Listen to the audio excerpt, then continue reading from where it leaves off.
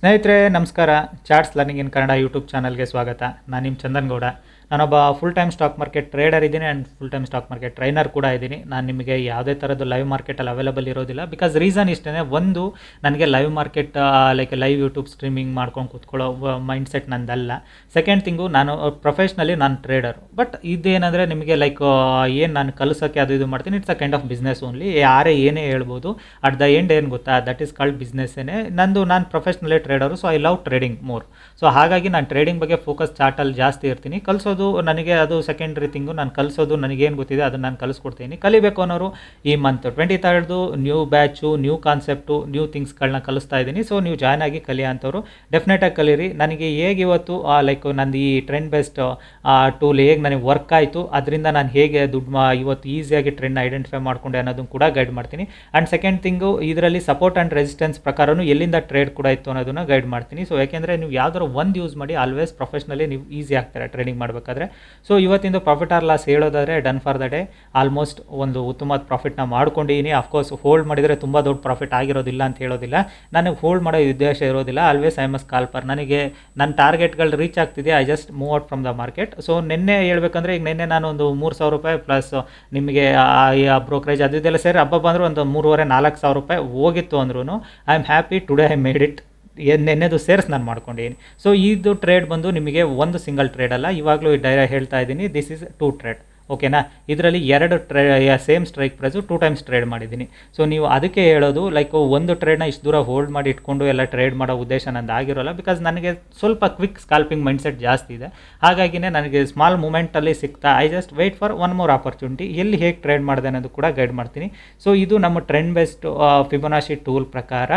So ನಿಮಗೆ trend based tool ಅನ್ನೋದಕ್ಕಿಂತಲೂ ಇದನ್ನು ಹೇಗೆ ಡ್ರಾ ಮಾಡ್ತೀರಾ, ಹೇಗೆ ಯೂಸ್ ಮಾಡ್ತೀರಾ ಅನ್ನೋದು ತುಂಬಾ ಇಂಪಾರ್ಟೆಂಟ್ ಲಾಜಿಕ್. ಇದು ಅಷ್ಟು ಈಸಿ ಅಲ್ಲ. ಇದು ನೀವು ಕಲಿತಾ ಹೋದರೆ ಇದರಷ್ಟು ಈಸಿ ಥಿಂಗ್ಸ್ ಬೇರೆ ಇಲ್ಲ. ಬಿಕಾಸ್ ಇದನ್ನು ತುಂಬ ದಿನಗಳಿಂದ ನಾನು ಪ್ರಾಕ್ಟೀಸ್ ಮಾಡ್ತಾ ಬಂದೆ. ಇದರಲ್ಲಿ ತುಂಬ ಎರರ್ಸ್ಗಳು, ತುಂಬ ಥಿಂಗ್ಸ್ಗಳನ್ನ ಬ್ಯಾಕ್ ಟೆಸ್ಟ್ ಮಾಡ್ಕೊಳ್ತಾ ಬಂದೆ. ರೀಸನ್ ಇಷ್ಟೇ, ನನಗೇನಂದರೆ ಸಪೋರ್ಟ್ ರೆಸಿಸ್ಟೆನ್ಸ್ ಇಂಡಿಕೇಟ್ರು ಅದು ತುಂಬ ಚೆನ್ನಾಗಿ ವರ್ಕ್ ಆಗ್ತಿದೆ, ಇಲ್ಲ ಅಂತಲ್ಲ, ಅದು ಕೂಡ ತುಂಬ ಚೆನ್ನಾಗಿದೆ. ಬಟ್ ಏನಂದರೆ I feel it like something like ಅದರಲ್ಲಿ ನಾನು ಎಲ್ಲಿ ತನಕ ಮಾರ್ಕೆಟ್ ಮೂವ್ ಆಗ್ಬೋದು, ಎಲ್ಲಿಂದ ಮಾರ್ಕೆಟ್ ರಿವರ್ಸ್ ಆಗ್ಬೋದು ಅನ್ನೋದು ಸ್ವಲ್ಪ ನನಗೆ ಅದರಲ್ಲಿ ಐಡೆಂಟಿಫಿಕೇಷನ್ ಇನ್ನೂ ಹುಡುಕ್ತಾ ಇದ್ದೆ. ಆವಾಗ ನನಗೆ I just one of my friend suggested this, ನೀನು ಇದರಲ್ಲಿ ಏನಾದ್ರು ನ್ಯೂ ಥಿಂಗ್ಸ್ ನೋಡು. ಬಿಕಾಸ್ ನವೇಡೇಸ್ ಫಾರೆಕ್ಸ್ ಟ್ರೇಡಿಂಗಲ್ಲಿ ತುಂಬ ಜನ ಇದನ್ನು ಯೂಸ್ ಮಾಡ್ತಾರೆ, ಫಾರೆಕ್ಸ್ ಟ್ರೇಡಿಂಗಲ್ಲಿ. Then I started working this in ಫಾರೆಕ್ಸಲ್ಲಿ ಚಾರ್ಟ್ಗಳಲ್ಲಿ ಇದನ್ನು ಐಡೆಂಟಿಫೈ ಮಾಡಿ ಅದರಲ್ಲಿ ಹೆಂಗೆ ವರ್ಕ್ ಆಗ್ತಿತ್ತು. Then I applied for Indian stock market. ತುಂಬ ಚೆನ್ನಾಗಿದೆ, ಆನೆಸ್ಟ್ಲಿ ಹೇಳ್ತೀನಿ, ತುಂಬ ಈಸಿ. ಆ್ಯಂಡ್ ಇದಕ್ಕೆ ಯಾವುದೇ ಥರ ನಿಮಗೆ ಲೈಕ್ ಟ್ರೇಡಿಂಗ್ ವ್ಯೂ ಚಾರ್ಟೇ ಬೇಕು ಅಂತ ಏನಿಲ್ಲ. ನಿಮ್ದು ಯಾವುದೇ ಬ್ರೋಕರಲ್ಲಿ ಟ್ರೇಡಿಂಗ್ ವ್ಯೂ ಇದ್ದರೆ ಸಾಕು, ಅದರಲ್ಲಿ ನೀವು ಆರಾಮ್ಸೆ ಯೂಸ್ ಮಾಡ್ಕೊಬೋದು.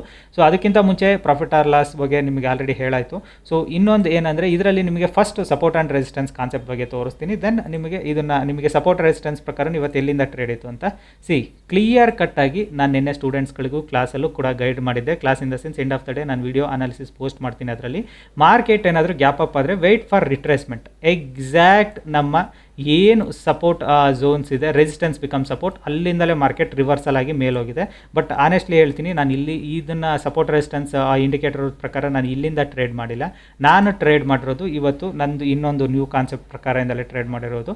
ಸೊ ಏನಕ್ಕೆ ಅಂದರೆ, ಯಾವ್ದಾದ್ರು ಒಂದನ್ನು ಯೂಸ್ ಮಾಡಬೇಕು ಕಂಟಿನ್ಯೂಸ್ ಆಗಿ ಅನ್ನೋದು ನನ್ನ ಉದ್ದೇಶ. ಸೊ ಹಾಗಾಗಿನೇ ಅದರಲ್ಲಿ ನಾನು ಇವತ್ತು ಎಲ್ಲಿಂದ ಟ್ರೇಡ್ ಮಾಡಿದೆ, ನನಗೆ ಹೇಗೆ ಐಡೆಂಟಿಫಿಕೇಷನ್ ಕೂಡ ಆಯಿತು ಅಂತ ನೋಡ್ತೀನಿ ಕೇಳಿ. These are the lines. Clear ಕಟ್ಟಾಗಿ ನಮಗೆ support become resistance, resistance become support lines ಇದು. ಓಕೆನಾ. ಸೊ ಎಕ್ಸಾಕ್ಟ್ ಮಾರ್ಕೆಟು ನನಗೆ ಇಲ್ಲಿ ಲೈಕ್ ಬೆಳಗ್ಗೆನೇ ಒಂದು small gap Appu, ರಿಟ್ರೇಸ್ಮೆಂಟು, break out level. So exact ನೀವೇನು ಹೇಳ್ತಿರಲ್ಲ, ಬಿಫೋರ್ ಬ್ರೇಕೌಟ್ ನಾನು ಟ್ರೇಡ್ ಮಾಡೋದು ನನಗೆ ಯಾವಾಗಲೂ ಹ್ಯಾಬಿಟ್ ಅದು. ಸೊ ಮಾರ್ಕೆಟ್ ನಾನು ಇಲ್ಲಿಗೆ ಬಂದಾಗಲೇ I just take a trade. ಇಲ್ಲಿಗೆ ಬಂದಾಗ ನಾನು ಫಸ್ಟ್ ಟ್ರೇಡ್ನ ಕಟ್ ಮಾಡಿದ್ದೀನಿ. ಸೆಕೆಂಡ್ ಟ್ರೇಡ್ ಎಲ್ಲಿಂದ ತೊಗೊಂಡೆ, ಅಗೇನ್ ಮಾರ್ಕೆಟ್ ಗಿವನ್ ಒಂದು ರಿಟ್ರೇಸ್ಮೆಂಟ್ ಟು ಹಿಯರ್. ಇಲ್ಲಿಂದ ನಾನು ಟ್ರೇಡ್ ತೊಗೊಂಡೆ, ಐ ಜಸ್ಟ್ ಫಿನಿಶ್ಡ್ ಹಿಯರ್. ಇಲ್ಲಿಗೆ ಬಂದಾಗ ಯಾಕೆ ಅಲ್ಲಿಗೆ ಬಂದಾಗಲೇ ಬುಕ್ ಮಾಡಿದೆ ಅಂದರೆ, this is the one of the line. ಇಲ್ಲಿ ಮಾರ್ಕೆಟು ಒಂದು ಹೋಲ್ಡ್ ಮಾಡ್ಬೋದು, ನಮಗೆ ಸ್ವಲ್ಪ ಹೋಲ್ಡ್ ಮಾಡಿದ್ರು ಪ್ರೀಮಿಯಮ್ಗಳು ಡೌನ್ ಆಗ್ತವೆ, ನೆನ್ಪಿಟ್ಕೊಳ್ಳಿ. ಸೊ ಹಾಗಾಗಿನೇ ನಾನು ಇಲ್ಲಿಗೆ ಬಂದಾಗ ಕಟ್ ಮಾಡಿದೆ. ನನಗೆ ದಿನ ಟಾರ್ಗೆಟ್ಗಿಂತ ಜಾಸ್ತಿ ತೋರಿಸ್ತಿದೆ. ಅಫ್ಕೋರ್ಸ್ ಟ್ರೆಂಡು ಬೈಯಿಂಗ್ ಪ್ರೆಷರ್ ಜಾಸ್ತಿ ಇದೆ, ಮಾರ್ಕೆಟ್ ಇನ್ನೂ ಮೇಲೆ ಹೋಗ್ತಾ ಇದೆ, ಹೋಗಲಿ, ಐ ಆಮ್ ಹ್ಯಾಪಿ. ಅದನ್ನು ಯಾರು ಬೇಡ ಅನ್ನೋದು, ಮಾರ್ಕೆಟ್ ಎಷ್ಟು ದೂರ ಹೋದ್ರೂ ಹೋಗಲಿ, ನಮ್ಮ ದಿನ ಟಾರ್ಗೆಟ್ ಆಯಿತಾ, just get out from the market. Tata bye bye, thanks. ನನಗೆ ಇವತ್ತಿನ ಬೇಕಿದ್ದು ದುಡ್ಡನ್ನ ನೀನು ಕೊಟ್ಟಿದೆಯಾ, ಇಷ್ಟು ನಾನು ಟ್ರೇಡ್ ಮಾಡ್ಲಿಕ್ಕೆ ತೊಗೊಂಡಿರೋ ಸಮಯ ಎಷ್ಟು, ಅಷ್ಟು ದುಡ್ಡು ದುಡಿಲಿಕ್ಕೆ ಅಂದ್ರೂ ಜಸ್ಟ್ ನೀವು ಹೇಳಬೇಕು ಅಂದರೆ 10 ನಿಮಿಷದಲ್ಲಿ ನನ್ನ ಎಲ್ಲ ಥಿಂಗ್ಸ್ನ ಮುಗಿಸ್ಕೊಂಡಿದ್ದೀನಿ.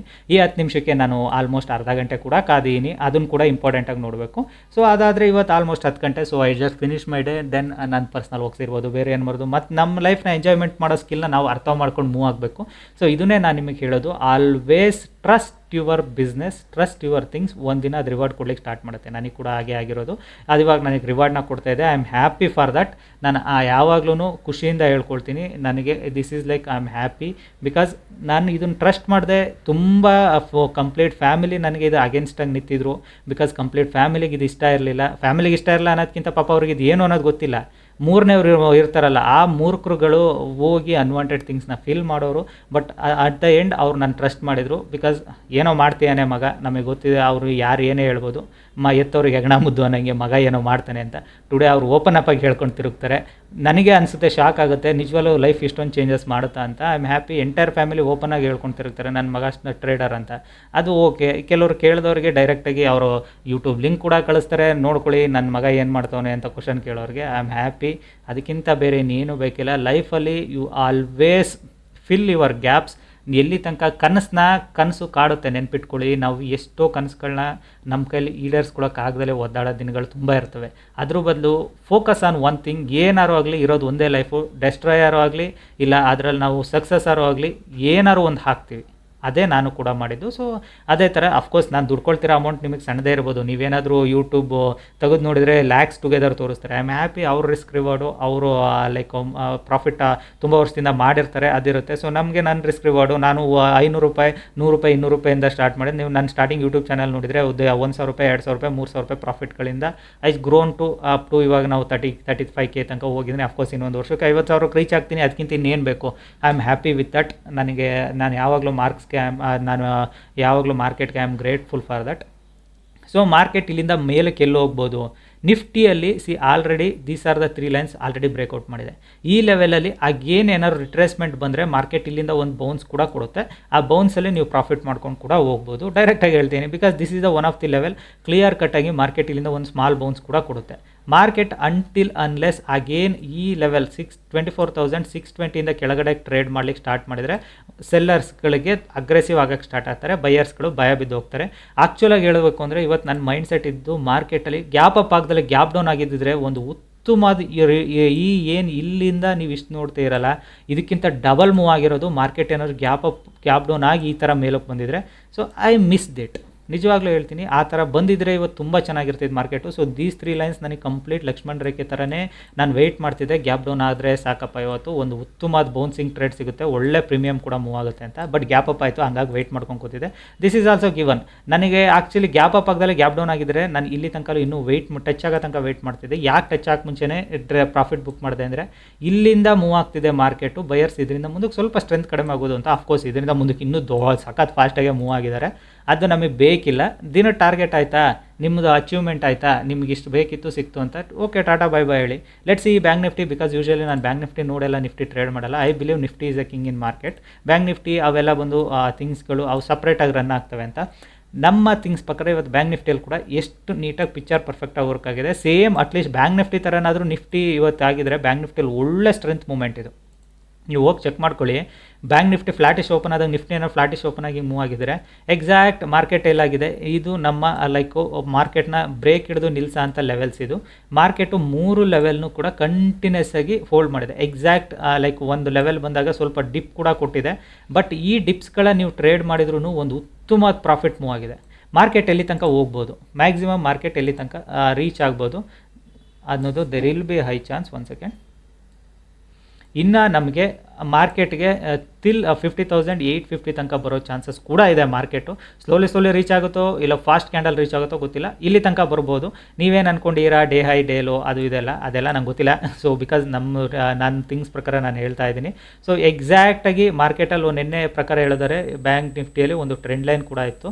ಟ್ರೆಂಡ್ ಲೈನ್ ಬ್ರೇಕ್ಔಟ್ ಅಂತೆಲ್ಲಾರು ಹೇಳ್ಕೊಳ್ಳಿ, ಸ್ಟಿಫ್ಟ್ ಲೈನ್ ಅಂತೆಲ್ಲಾರು ಹಾಕೊಳ್ಳಿ, XYZ ತಿಂಕರಾಗಲಿ, ಅದು ಯಾವುದೂ ಬೇಕಿಲ್ಲ. ಒಂದ್ರ ಬಗ್ಗೆ ಕಾನ್ಸೆಪ್ಟ್ ಮಾಡಿದರೆ ನನಗೆ ಮೈಂಡಲ್ಲಿ ಇದ್ದಿದ್ದು ಒಂದೇ, bank Nifty if it is breaks these 3 lines bank ನಿಫ್ಟಿನ ಹೋಲ್ಡ್ ಮಾಡಲಿಕ್ಕಾಗಲ್ಲ ಅಂತ. ಯಾವಾಗ ಲಾಸ್ಟ್ ಲೈನ್ನ ಟಚ್ ಆಗಿ ರಿಟ್ರೇಸ್ಮೆಂಟ್ ಬಂದ ಮೇಲೆ ಹೋಯ್ತು, ನೀವು ಇಲ್ಲಿಂದ ಎಷ್ಟು ಮೂವ್ ಆಗಿದೆ ಪ್ರೀಮಿಯಮು, ಇದು ಒಂದೇ ಕ್ಯಾಂಡಲಲ್ಲಿ ಅಷ್ಟು ಮೂವ್ ಆಗಿರೋದು ಪ್ರೀಮಿಯಮ್. ಚೆಕ್ ಮಾಡಿ ನೋಡಿ, because this is the last seller hope level. ಇದು ಲಾಸ್ಟ್ ಸೆಲ್ಲರ್ ಎಲ್ಲಿದ್ದಾನೆ ಅಂದರೆ, ಇದು ಲಾಸ್ಟ್ ಸೆಲ್ಲರ್ ಹೋಪು. ಸೆಲ್ ಮಾಡಿದವನಿಗೆ ಈ ಲೆವೆಲಿಂದ ಮಾರ್ಕೆಟ್ ಮೇಲೆ ಹೋಗೋಕ್ಕೆ ಸ್ಟಾರ್ಟ್ ಆಯಿತು ಅಂದರೆ ಈ ನೀಡ್ ಟು ರ್ಯಾನ್ ಅವೇ.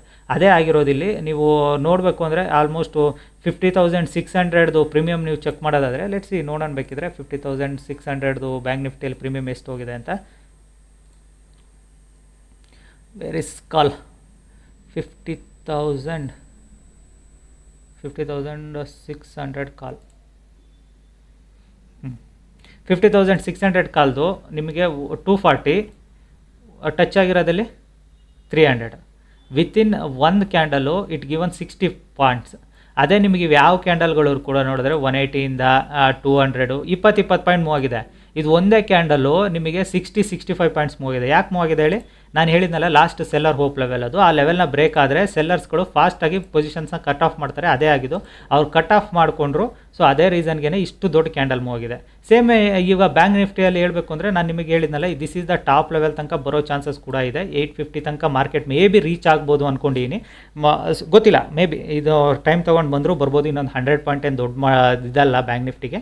ಸೇಮೇ ನಿಮಗೆ ಬ್ಯಾಂಕ್ ನಿಫ್ಟಿಯಲ್ಲಿ ಅಗೇನ್ ಸೆಲ್ಲಿಂಗ್ ಸೈಡ್ ನೋಡಬೇಕು ಅಂದರೆ, ಅಂಟಿಲ್ ಅನ್ಲೆಸ್ ಮಾರ್ಕೆಟು ಈ ಲೆವೆಲಿಂದ ಕೆಳಗಡೆ ನೋಡಿ, ನಿಮಗೆ ಸ್ವಿಂಗ್ಸ್ ಅಂತ ಹೇಳ್ತೀವಲ್ಲ, ಎಷ್ಟು ನೀಟಾಗಿ this is the first swing, first seller ಇವನು, last seller. It means big player, ಇವನು ಸ್ಮಾಲ್ ಪ್ಲೇಯರು.